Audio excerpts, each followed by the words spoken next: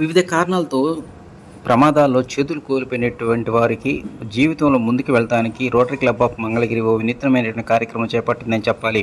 వాస్తవానికి గతంలోనే కొన్ని సమయాలు మాత్రమే కృత్రిమ చేతుల పంపిణీ కార్యక్రమం నిర్వహించేటువంటి వారు. కానీ ఇక నుంచి మంగళగిరిలో వివిధ ప్రాంతాల నుంచి వచ్చేటువంటి వారికి అన్ని సమయాల్లో ఉచిత కృత్రిమ చేతుల పంపిణీ కేంద్రాన్ని ఈరోజు ఉదయం ప్రారంభించారు.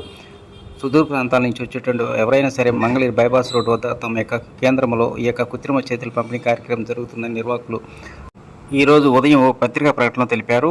ఈ కార్యక్రమంలో మంగళగిరి రోటరీ క్లబ్ అధ్యక్ష కార్యదర్శులు అందే రేవంత్, గాజు శ్రీనివాసరావు, అదేవిధంగా ప్రాజెక్టు డైరెక్టర్ ఇస్నూరి అనిల్ చక్రవర్తి తదితరులు పాల్గొన్నారు.